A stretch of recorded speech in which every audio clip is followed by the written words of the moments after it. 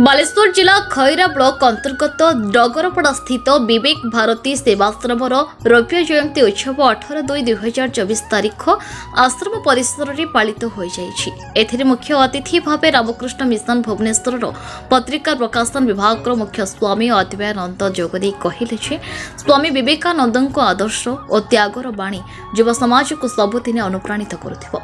समाजर सर्वांगीन विकास पई प्रत्येक युवक मनप्राण दे कार्य करने को से आह्वान देथिले।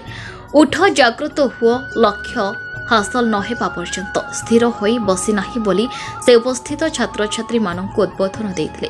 समाजर कल्याण पई समस्ते कार्य करने को अनुप्राणित हेबा को परामर्श देथिले। मुंबई स्थित स्वामी विवेकानंद योग केन्द्रर प्रतिष्ठाता राजेन्द्र कुमार पढ़ियारी जोग दे कहले मन मध्य आत्मविश्वास रहिले जणे आगक बढ़िबार सुजोग पाइबो। सेथिपाई निष्ठा और अध्यवसाय कठिन परिश्रम आवश्यक बोली कहिथिले।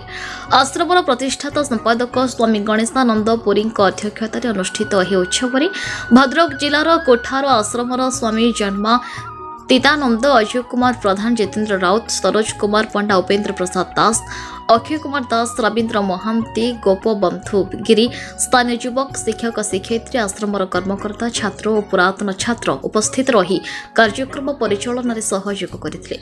सरकारी आयुर्वेद चिकित्सालय डगरपड़ा पक्षर मागणा चिकित्सा शिविर अनुष्ठित हो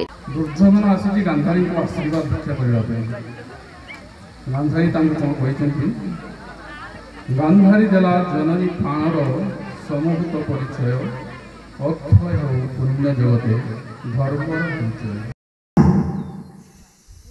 रेडी 1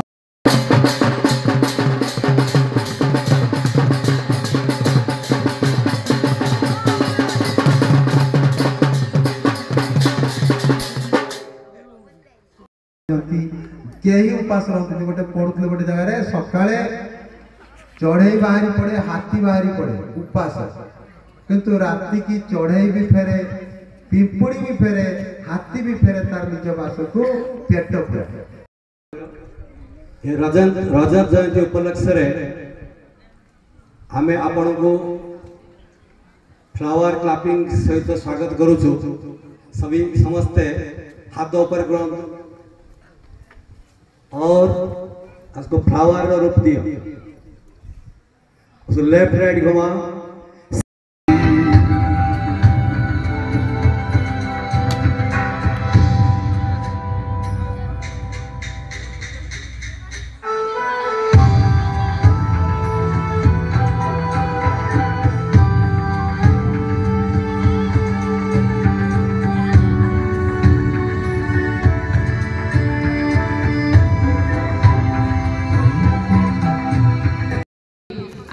दिन मु पहुँचली समुदाय बोधे से 12 जन पिला आम टिफिन पैकेट नहीं आसलु। से दिन से अनुभूति माने कहले हुए तो कहार की विश्वास हो नहीं। पिला मानकर से जो आग्रह एवं उत्कंठा ता अवर्णनीय।